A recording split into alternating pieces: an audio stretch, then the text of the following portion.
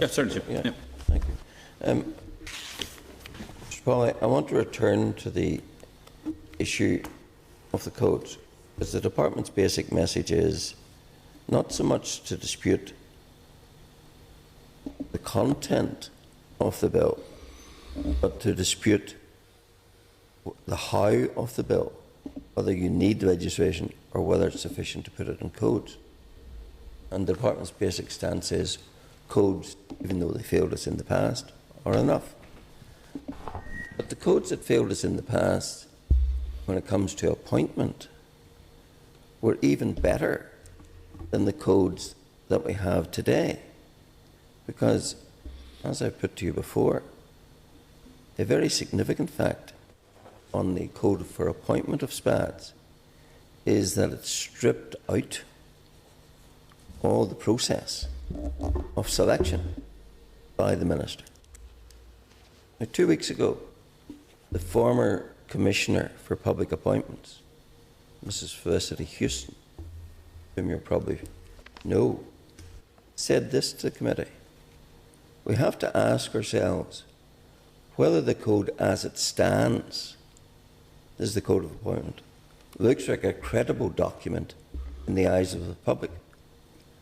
Does a code that sets aside all recognised appointment procedures because of the personal nature of SpAD appointment persuade the public that all is well?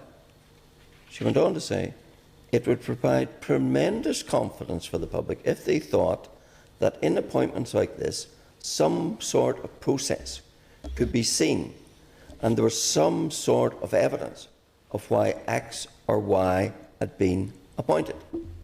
And you're coming to this committee telling us you want to stand over a code which makes sure no sort of process can be seen in the selection and no sort of evidence can be available as to why X or Y was appointed.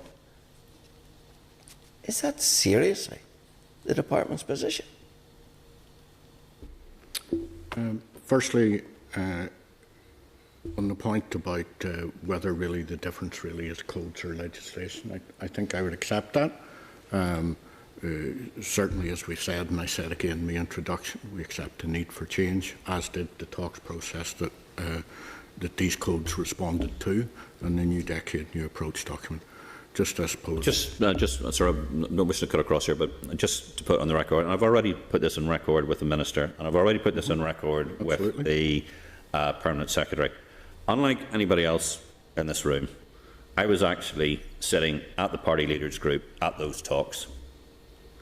The discussion about what we were going to do to restore accountability and responsibility to this Assembly and to control of ministers and the process of was not what ended up in the New Decade, New Approach, and it was not what was in this code.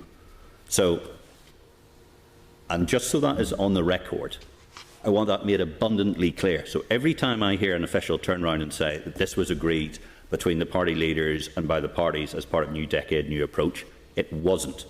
That's what not was agreed, and what ended up in New Decade, New Approach was something very clearly that the Ulster Unionist Party never signed up to, and it was something as a party leader I never signed up to. So right now, let's make that abundantly clear. I do not want to hear that put in front of this committee again. Sorry. I'm sorry for being angry.